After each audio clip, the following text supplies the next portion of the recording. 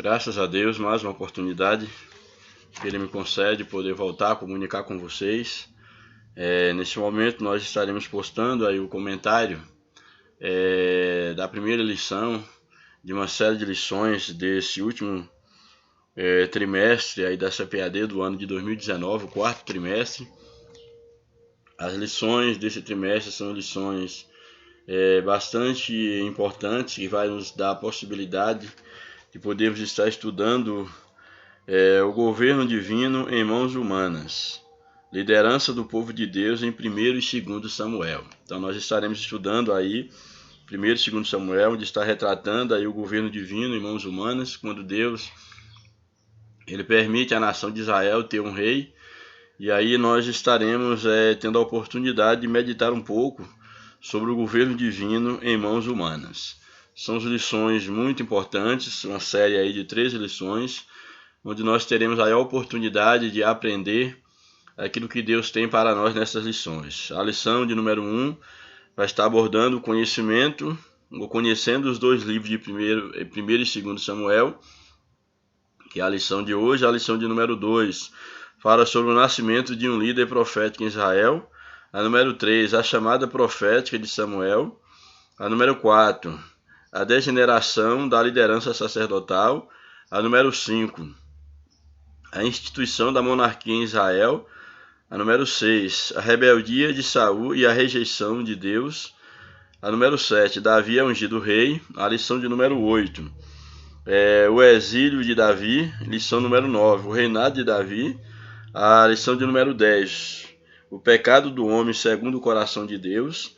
A lição número 11, a consequência do pecado de Davi. A número 12, a rebelião de Absalão. E a lição número 13, a velhice de Davi. Então serão aí uma série de lições que Deus certamente nos abençoará através dessas lições.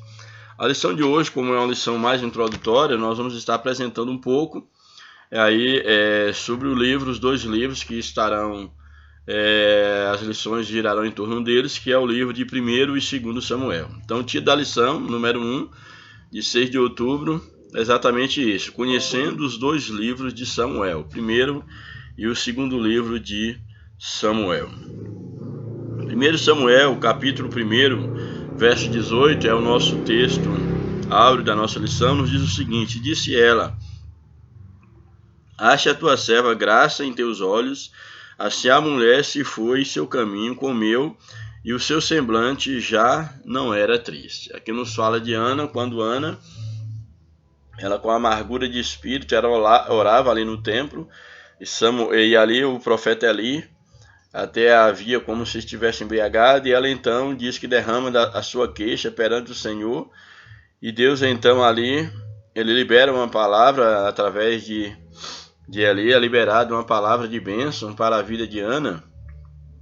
E aí nós temos a expressão aqui do textuário, quando diz: e disse ela, ache a tua serva graça aos teus olhos. E assim a mulher se levanta daquele seu momento de oração, come, ela já não se alimentava bem, e o seu semblante já não era mais o mesmo. Então esse é um texto muito interessante, porque nós temos aí no livro de 1 Samuel, eu acho que é importante nós aqui abordarmos a história de Ana, não é aprofundar no texto, mas primeiro apresentar. Ana era uma mulher estéril, uma mulher amargurada de espírito, e ela pedia a Deus encarecidamente um filho. Quando ela sofria ali por parte da sua rival, ela sofria por não ter um filho, e há todo o relato aí do sofrimento de Ana quanto à sua situação, que está aí no livro de 1 Samuel. A própria leitura aí em classe, ela vai nos abordar um pouco sobre essa situação, e nós vamos estar lendo logo aqui depois, complementando alguma coisa, quando nos fala exatamente quando do momento do pedido de Ana por um filho, para que Deus pudesse rever a sua situação. Aqui a verdade prática nos diz que o seguinte, que nos livros de Samuel aprendemos a servir, adorar e amar a Deus de todo o coração, apesar das circunstâncias adversas. Nós vemos aqui que essa é uma tônica que vai aí estar sendo apresentada no livro de Samuel, a necessidade de adorarmos ao Senhor em qualquer circunstância, nas mais adversas circunstâncias. Aí a leitura bíblica em classe nos apresenta o seguinte: 1 Samuel capítulo 1, verso 1 ao 8, e eu vou estar complementando com a leitura de alguns versos ainda aí, o verso 11 e algum verso no capítulo 2, mas aí Samuel 1 a 8 diz o seguinte, que houve um homem de Ramate Zofim, da montanha de Efraim, cujo nome era Elcana, filho de Jeorão, filho de Eliú, filho de Tou, filho de Zufé, Efrateu. E este homem, no caso, é Elcana, aí era uma questão cultural aqui na época. Este homem tinha duas mulheres, o nome de uma era Ana, que é a mãe de Samuel, que será a mãe de Samuel, e o nome da outra era Penina. E aí o texto nos apresenta que Penina tinha filhos, porém Ana não tinha filhos. Então aqui temos Elcana tendo duas mulheres, uma tinha filhos, que era Penina, e a outra não tinha filho, que era Ana. E aí o verso 3 diz que subia, pois, este homem, no caso Elcana, da sua cidade, ele subia de ano em ano a adorar e a sacrificar ao Senhor dos exércitos, como era costume em Siló. E estavam ali os sacerdotes em Siló, e estavam ali os sacerdotes do Senhor, Ofni e Finéia, que eram os dois filhos de Eli. E sucedeu que no dia em que Elcana sacrificava, dava a ele porção do sacrifício a Penina, sua mulher, e a todos os seus filhos, e a todas as suas filhas, porém a Ana, Elcana dava uma parte excelente, porque ele a amava. Então essa é uma informação muito interessante, quando faz uma ressalva aqui, que apesar dos filhos que Elcana tinha com Penina, das porções do sacrifício que dava para, no caso, os seus filhos, aqui o texto faz uma ressalva que a Ana lhe dava uma parte excelente porque ele a amava. Então aqui está distinguindo, destacando o sentimento que Elcana tinha por Ana. E ele tinha, no caso, por Ana, um sentimento de amor diferente daquilo que é mencionado, não menciona em relação a sua esposa, a sua outra esposa Penina. Então, a Ana dava uma parte excelente porque ele a amava, porém o Senhor lhe tinha cerrado a amado. Isso aqui é muito interessante, porque dentro daquela cultura, uma mulher que não podia gerar um filho, que não podia ter um filho, ela era vista como uma pessoa amaldiçoada por Deus. E aqui é interessante que o texto nos apresenta aqui que o Senhor, Deus, ele havia cerrado o ventre à madre de Ana. Então, não havia a mínima possibilidade de Ana gerar um filho, porque o texto deixa bem claro, aqui nas palavras aqui do escritor, que Deus havia cerrado o ventre de Ana. Então, ela não poderia, em hipótese nenhuma, ter filho. Era uma mulher como se fosse uma mulher amaldiçoada. Aí o verso 6 diz, e a sua competidora, no caso Penina, excessivamente a irritava para a embravecer, porquanto o Senhor lhe tinha cerrado a madre. Então, Penina, a rival aqui de Ana, a irritava, porque sabia que ela não poderia ter filhos, e no caso Penina tinha, e com isso ela irritava a Ana pela sua situação de não poder gerar, não poder dar a Elcana um filho. E isso certamente causava muita tristeza, muita angústia no coração de Ana, porque ela se via uma pessoa, no caso, impotente diante dessa situação, e ela não se via como uma pessoa abençoada por Deus. Aí o verso 8 nos diz o seguinte, então Elcana, seu marido, lhe disse, Ana, por que choras? E por que não comes? E por que estás mal o teu coração? Não te sou eu melhor do que 10 filhos? Aqui Elcana diz isso para Ana, que dentro desse contexto o marido ele era valioso, a mulher ter o seu esposo. E aí o próprio Elcana ele coloca, eu não tenho mais valor do que 10 filhos para ti, e eu te amo. Era o que Elcana tentava consolar a Ana. Porém, o que Ana de fato ela buscava da parte de Deus era um filho. E é muito interessante o que ainda na sequência do texto, nós lemos aí até o verso de número 8, Mas aí o verso de número 9 a seguir diz o seguinte: Então Ana se levantou, depois que comera e bebera em Siló, e ali o sacerdote estava sentado numa cadeira junto ao pilar do templo do Senhor. Ela, pois, com amargura de alma, Ana, com amargura de alma, ela orou ao Senhor e chorou abundantemente. Esse é um texto que me chama muita atenção, que Ana, ela expôs sua amargura, a sua tristeza diante do Senhor. Ela ora a Deus e ela chora amargamente diante do Senhor, exatamente buscando do Senhor um filho. E é interessante porque o texto aqui vai nos apresentar que diante desse choro, dessa amargura de alma de Ana, desse choro abundante, ela é mal compreendida. E olha o que nos diz aí a sequência do verso. E aí ela chorou então abundantemente, ao verso 11, e voltou. Ela faz então um voto ao Senhor, e voltou um voto dizendo: Senhor dos exércitos, se benignamente atentares para a aflição da tua serva, e de mim te lembrares, ou seja, não esqueceres, que eu não fique no esquecimento, de mim te lembrares. Então ela se sentia esquecida pelo Senhor. E da tua serva não te esqueceres, mas a tua serva deres um filho, varão. Ao Senhor o darei por todos os dias da sua vida, e sobre a sua cabeça não passará navalha. Então, olha o pedido de Ana. Ela, na sua amargura, ela pede a Deus um filho varão, e diz que se o Senhor atendesse esse pedido, ela devolveria esse filho ao Senhor. Sobre a cabeça desse filho não passaria navalha, ele seria consagrado, seria um nazireu de Deus. É muito interessante porque nós vemos aqui que o que Ana pedia, ela queria só ter o privilégio de ter um filho, ainda que esse filho não ficasse com ela. Então, basicamente, o que é a fé de Ana, o que me chama muita atenção aqui, é que Ana não está pedindo um filho para si. Ela está pedindo um filho para Deus, porque a intenção dela é devolver esse filho para Deus.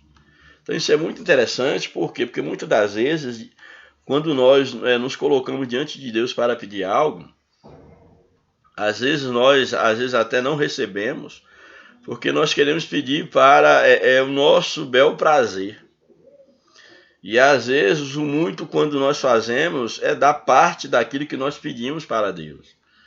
E é o interessante que Ana pede, no caso aqui, um filho a Deus e promete entregá-lo para Deus. Ela daria de volta esse filho para Deus. Isso é muito significante, isso é muito importante nós observarmos na oração de Ana. Se o Senhor olhar para a minha amargura, não te esqueceres de mim, se me deres um filho varão, ao Senhor o darei por todos os dias da sua vida. Essa era a posição, esse era o perfil de Ana. Aí o verso 12, sucedeu que perseverando ela em orar perante o Senhor, ela fez atenção à sua boca, que ela só batia com os lábios, porquanto Ana no seu coração ela falava e só movia os lábios, porém não se ouvia a sua voz, pelo que ali a teve por embriagada. E ali então a repreende, disse ali: até quando estarás embriagada? Aparta de ti o teu vinho. Ela vai então e expõe para ali. Quando ela responde aí no verso 15, porém Ana respondeu e disse: não, Senhor, eu sou uma mulher atribulada de espírito, nem vinho nem bebida forte bebi, porém tenho derramado a minha alma perante o Senhor. E aí ela continua: não tenhas a tua serva por filha de Belial, porque da multidão dos meus cuidados, do meu desgosto tenho falado até agora. E aí então Eli, ele dispensa uma palavra de bênção para Ana no verso 17, quando ele diz: então respondeu Eli e disse: vai em paz, e o Deus de Israel te conceda a tua petição que pedisse. E aí, no caso, naquele momento, o verso 18, disse ela: acha a tua serva graça aos teus olhos. Assim a mulher se foi o seu caminho, ela comeu, e o seu semblante já não era triste. Então, Ana já tomou posse daquela bênção. E é interessante nós observarmos, porque no tempo certo, A Bíblia nos diz aí no verso de número 20, que sucedeu que, passando algum tempo, Ana concebeu e teve um filho, e chamou o seu nome Samuel, porque dizia: o tenho pedido ao Senhor. Então Ana, ela recebe de Deus um filho, e ela, no caso, quando esse menino ele é desmamado, ela sobe ao templo, leva essa criança, e ela entrega ao Senhor, perante o Senhor. Isso aqui é muito interessante. Ela entrega essa criança perante ao Senhor, para que ela pudesse ficar diante do Senhor.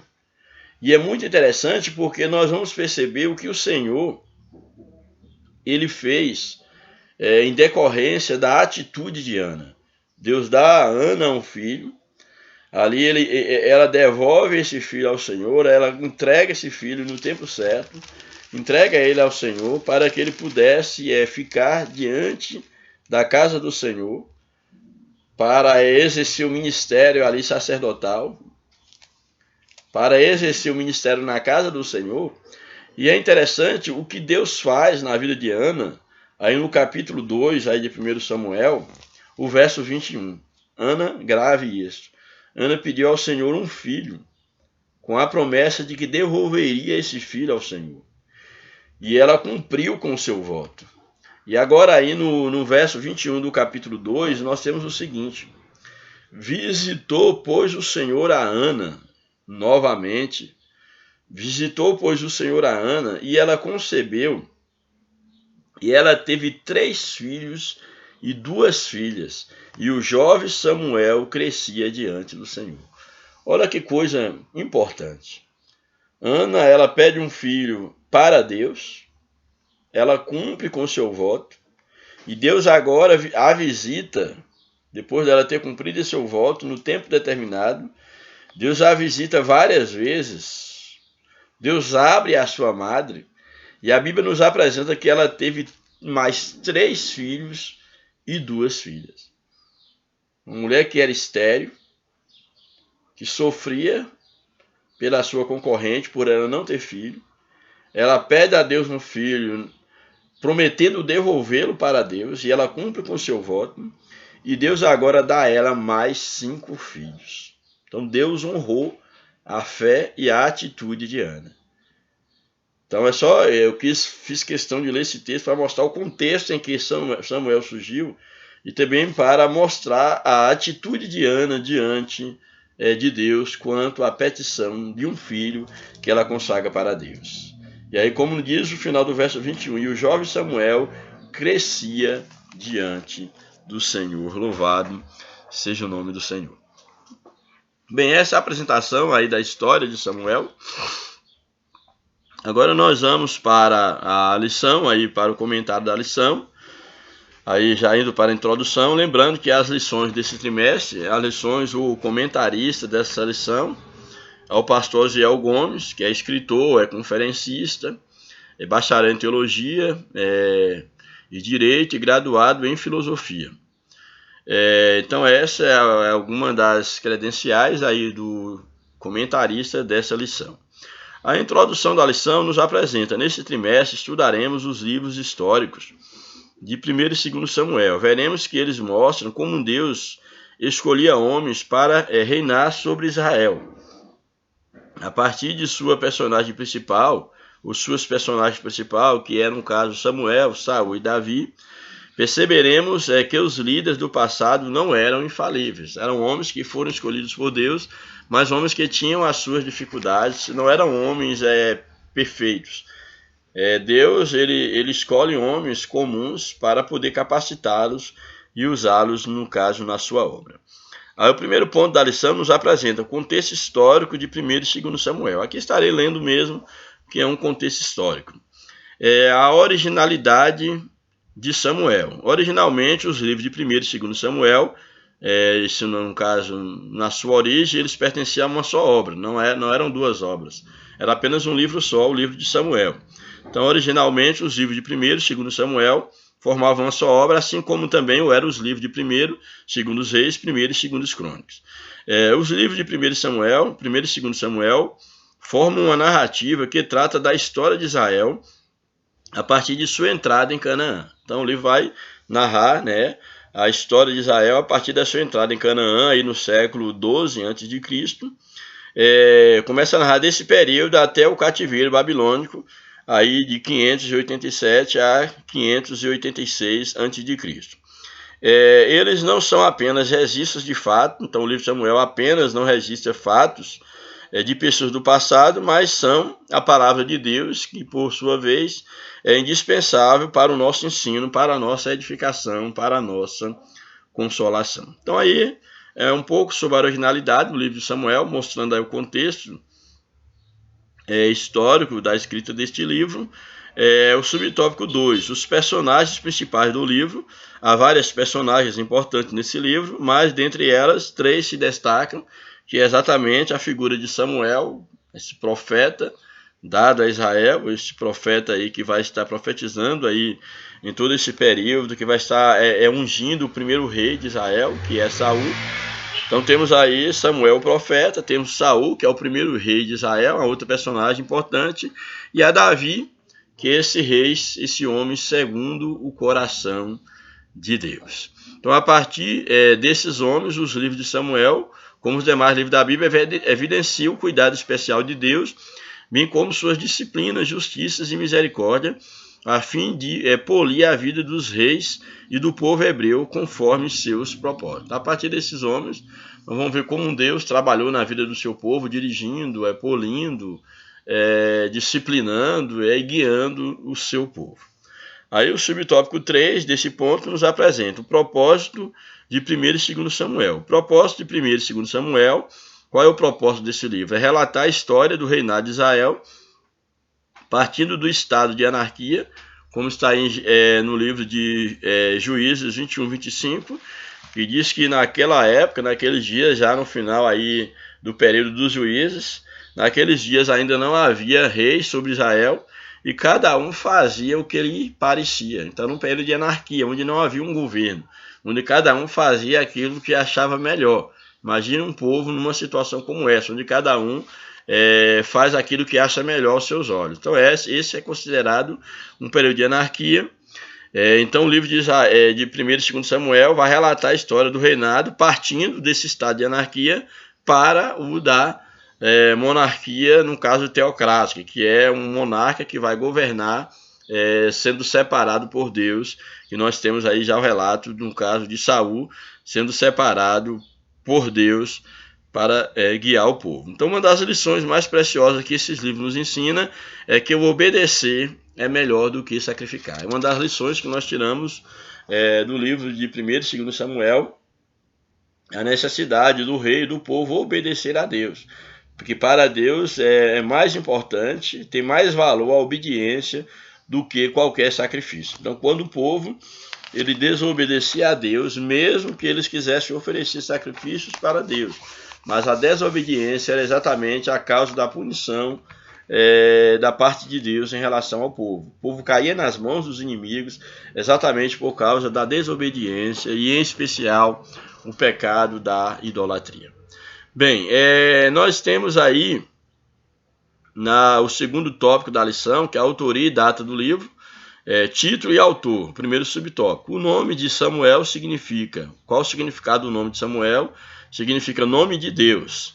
E o título dos livros que levam o seu nome revela uma figura protagonista para contar a história do povo de Deus. Segundo alguns estudiosos do Antigo Testamento e do aspecto externo dos livros, as duas obras são anônimas, assim como os outros livros históricos. Isso segundo alguns estudiosos. As duas obras são anônimas, como também os demais livros históricos. Entretanto, de acordo com os capítulos de 1 ao 24 de 1 Samuel, o filho de Ana pode ser o responsável apontado como o autor, e os demais capítulos, no caso, depois do 24, de 1 Samuel, seriam atribuídos ao profeta Natã e a Gade. Então, aí essa questão quanto à autoria teria sido um livro anônimo, teria sido Samuel, no caso, escritor pelo menos desses primeiros 24 capítulos, e os demais Natã e Gade, mas o certo é que o livro leva o nome de Samuel. Este fato é possível, pois, de acordo com o aspecto interno dos livros históricos, os autores sagrados quase sempre eram testemunhas oculares dos eventos que se sucediam. Aí vem o subtópico 2, como eu falei, a gente só apresentando a lição, não há nada ainda aqui, nenhum estudo aprofundado, pois as lições vai trazer as temáticas em torno aí do livro de Samuel. Esse primeiro momento é só mesmo apresentar o livro em si, essa questão histórica, essa questão de autoria, datas, etc. Então, a data do livro. Os estudiosos apresentam as datas entre 1100 e 970 a.C. Sabemos que é uma contagem regressiva, até o ano 0, para iniciar o primeiro ano depois de Cristo. Então, os estudiosos apresentam as datas entre 1100 e 970 a.C. Essa data marca os acontecimentos históricos desde o nascimento de Samuel até o término, no caso do reinado de Davi, abrangeria essa data de 1100 a 970, desde o nascimento de Samuel até o término, no caso do reinado de Davi. Assim, crê-se que Samuel nasceu em aproximadamente 1100 a.C. e começou a exercer a função de líder provavelmente no ano de 1070, depois de 5 anos que o sacerdote Eli havia morrido. Os especialistas do Antigo Testamento afirmam que o reinado de Davi foi entre 1010 e 970 a.C. Assim, podemos avaliar que o período geral dos livros de 1º e 2º Samuel vai abranger um período de aproximadamente de 130 anos. É um período mais ou menos que abrange aí os relatos do livro de 1º e 2º Samuel. Aí o subtópico 3 desse penúltimo tópico nos apresenta a situação espiritual, no caso ali do povo de Israel, como estava o povo naquele contexto histórico.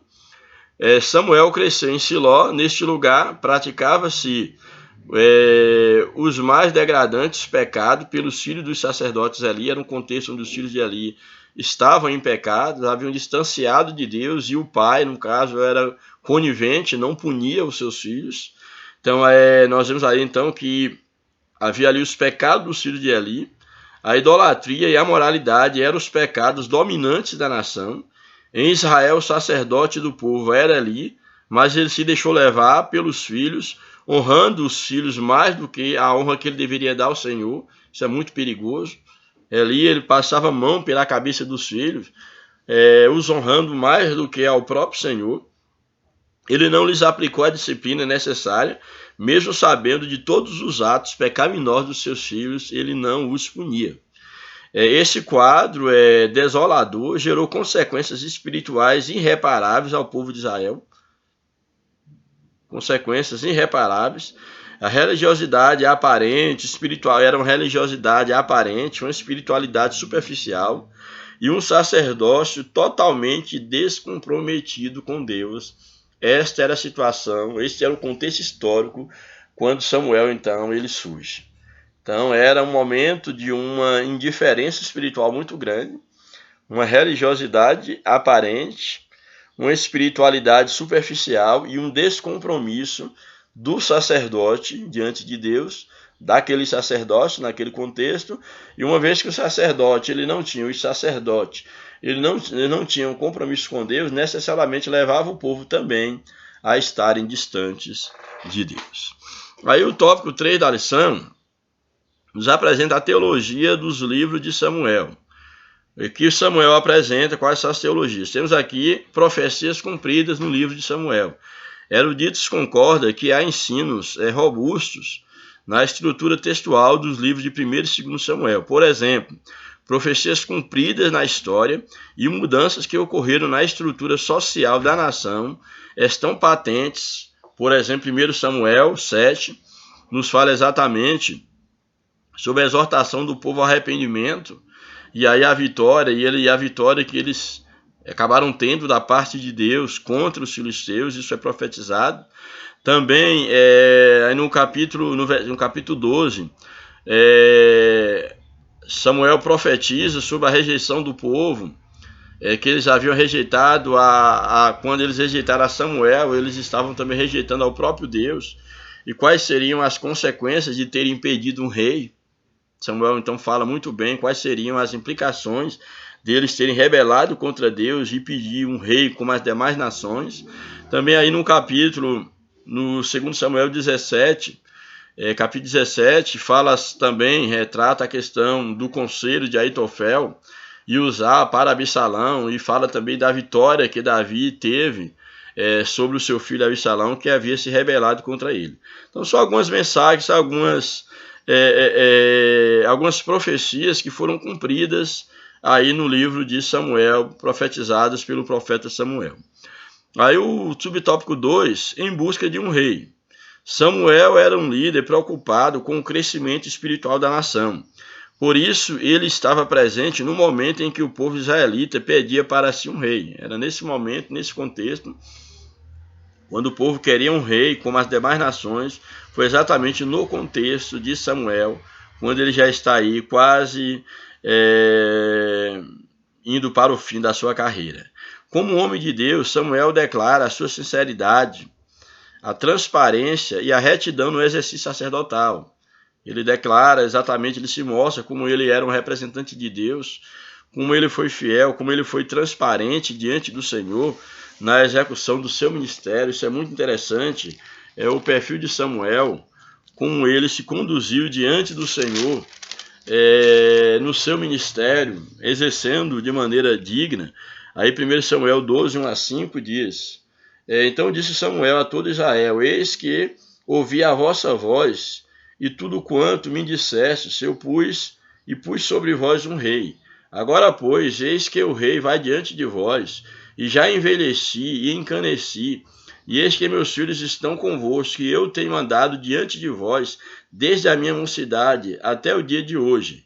Eis-me aqui, testificai contra mim perante o Senhor, perante o seu ungido, a quem tomei o boi, a quem tomei o jumento, a quem defraudei, a quem tenho oprimido, e de cuja mão tenho tomado presente, e com ele encobri os meus olhos, e vos restituirei.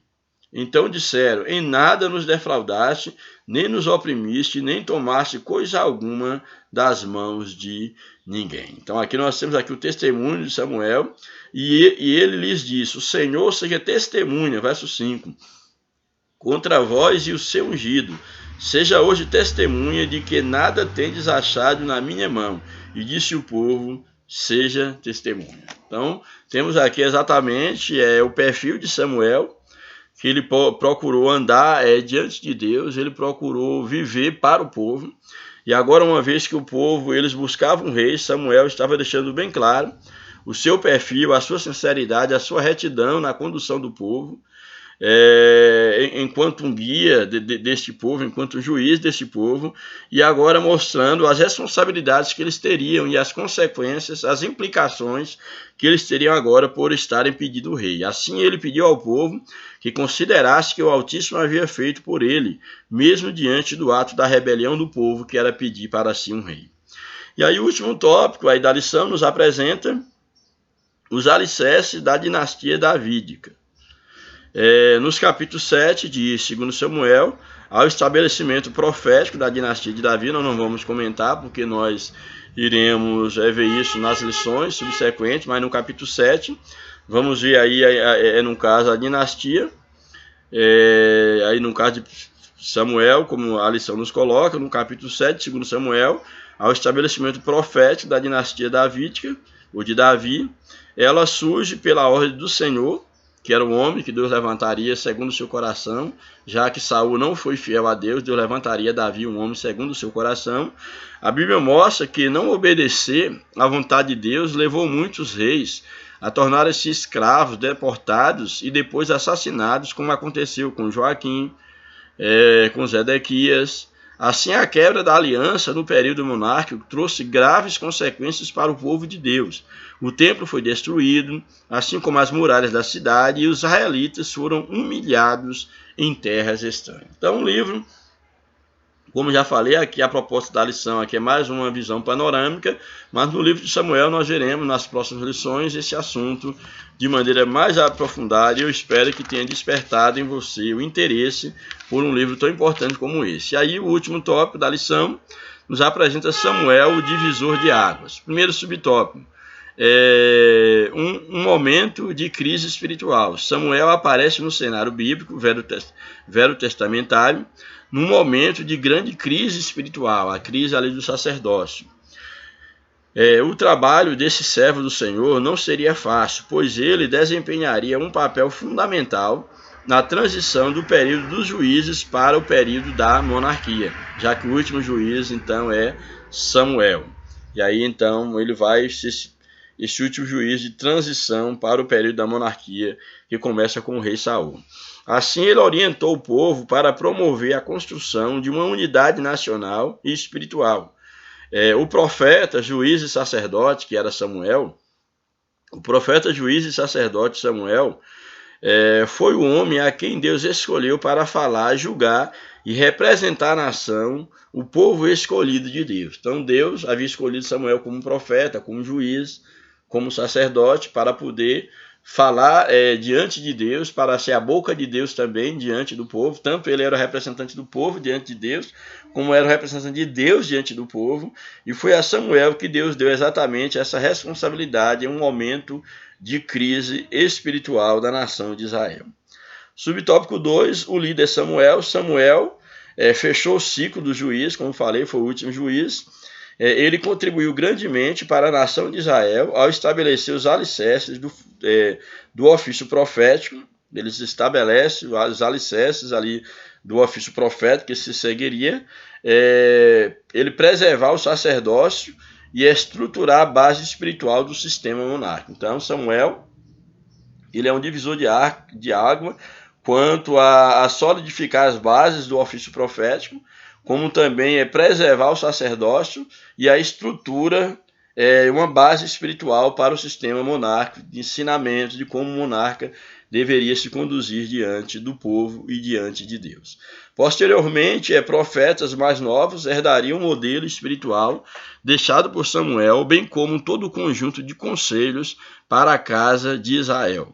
Com Samuel, aprendemos que a chave para alcançar a estabilidade e prosperidade no ministério é confiar em Deus e depender do seu favor. Então, Samuel é um livro que tem grandes ensinamentos para a liderança, para aqueles que foram chamados para liderar, mostrando a necessidade da dependência de Deus, da confiança em Deus, do depender de Deus para poder fazer, para estar na obra de Deus.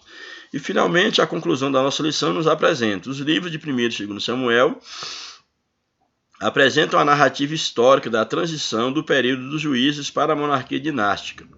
As muitas histórias apresentadas nesses livros revelam os erros e os acertos dos líderes humanos, mas ao mesmo tempo revelam o quanto Deus trabalha pelo seu povo. Então, Samuel é um livro fantástico, que ele vai nos mostrar aqueles que foram chamados por Deus, como é que eles vivenciaram o seu chamado, nos mostra como Deus estava com o seu povo, com aquela liderança que procurava viver na dependência de Deus, que dependia de Deus para tomar as decisões, o quanto Deus honrava essas lideranças, mas ao mesmo tempo também Samuel nos retrata a vida daqueles que não dependeram de Deus, que foram rebeldes diante de Deus, o quanto eles pagaram. O preço que eles pagaram, o preço que a nação pagou por causa da rebeldia da sua liderança. Então, o livro de Samuel é um livro que ele serve de instrução para a liderança, de instrução para o povo de Deus, porque ele nos ensina a maneira como Deus requer que nós nos posicionemos enquanto liderança, enquanto povo de Deus, mostrando a necessidade que o povo tem da dependência de Deus, mostrando para nós, por exemplo, que muitas das vezes, quando nós queremos nos governar a nós mesmos, e que nós não nos submetemos ao governo de Deus, mas nós queremos o governo do homem, nós pagaremos um preço por isso. Foi o que aconteceu com a nação de Israel. A nação começou a invejar as demais nações, que as nações tinham o seu rei, tinham o seu governante humano, e eles eram conduzidos como se fosse uma grande congregação. Ali o profeta Samuel era o líder daquela nação, era quem conduzia aquela igreja, podemos dizer assim, aquele povo como uma grande congregação, e eles queriam, e Samuel fazia isso em nome de Deus, eram representantes de Deus, e eles começam a invejar as nações e diz para Samuel que eles queriam um rei, que fosse diante dele como as demais nações. Samuel fica entristecido, ele leva a sua queixa diante de Deus, e Deus então lhe diz para Samuel que ele não se entristecesse, porque o povo não estava rejeitando, não era Samuel, o povo estava rejeitando o próprio Deus. E Deus vai lá então, entrega um rei à nação de Israel, e Samuel os alerta, os avisa quais seriam as implicações em eles terem um rei como as demais nações tinham. Então o livro de Samuel vai nos ensinar, vai nos instruir, vai nos trazer histórias fantásticas, momentos especiais na vida do povo de Deus. Então, convido você a acompanhar as demais lições, certamente você será grandemente abençoado por Deus no decorrer desse último trimestre de 2019. Que Deus nos abençoe, um grande abraço, a paz do Senhor e até a próxima, em nome de Jesus. Amém.